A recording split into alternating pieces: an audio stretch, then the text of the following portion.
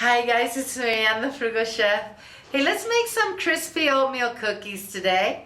These are really nice. They're super flat, they're nice and crispy. Let's make this, okay? First thing to do for our cookies is cream our butter with our sugars.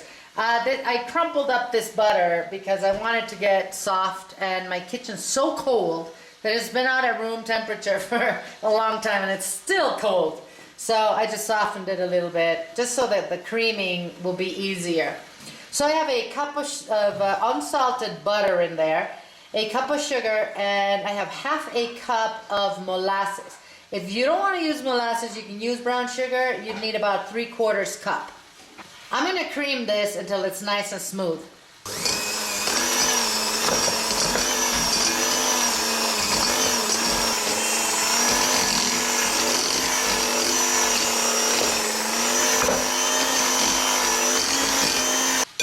So a good tip when you are making cookies is to have your butter soften.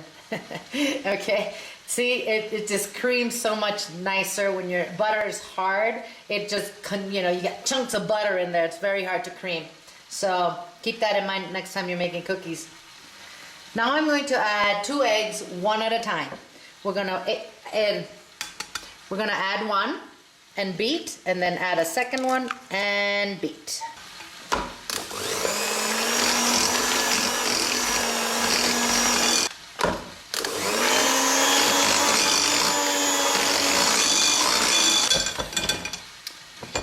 I'm going to add a teaspoon of vanilla extract.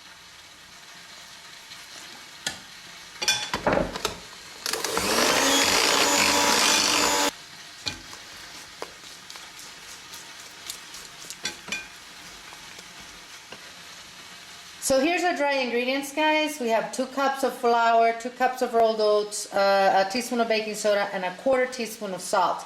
So we're just going to mix this.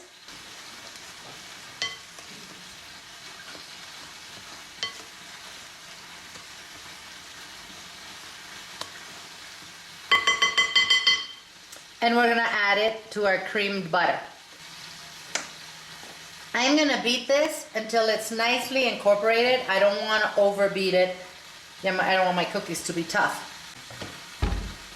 Next, I'm going to add a cup of rice cereal.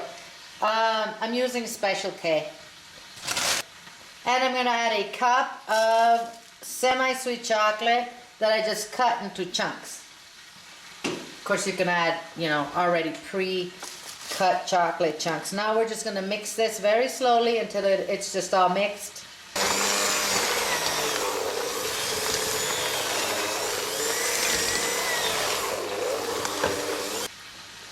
Perfect. Let's bake these. This dough is sticky, so don't worry about it. That's what it's supposed to be. We are now going to bake it and have some very, very delicious cookies. I want you to warm your oven at 375 degrees. So this is how I'm going to scoop my cookie dough onto my lined baking sheet. If you don't have a cookie scoop, go ahead and use a spoon. But, just make sure they're separated so that when they cook, they don't stick together. Hey, if you don't have a silicone mat, go ahead and use some parchment paper on your baking sheet. These are going to go in the oven at 375 for about 8 minutes. I will see you when the first batch is ready. Alright, so I baked the first batch and I had 10 on each sheet, and they came out fine, but they were a little stuck to each other. So now I am making them 8 at a time. These took about between maybe 9 minutes to cook, and what I did was I turned around the pan halfway through. So about 5 minutes I went in there and just flipped the pan around so they could bake evenly. I'm going to let them cool down on this sheet for a few minutes, and then I'm transferring them to a cooling rack just like that. Here's our cookies, guys. I'm going to serve them like this in a little platter. You're going to get 60 in total. They are nice and crisp, see? Oh, yes. Very yummy. Mmm. Mmm, mmm, mmm, mmm, mmm, mmm, mmm. Wow. These are good. I hope you give them a try. Mmm. This recipe will be on the website waiting for you guys to come and print it. Make sure you check out all the other cookies. We have a lot of cookies. Eat well, my friends, without going broke.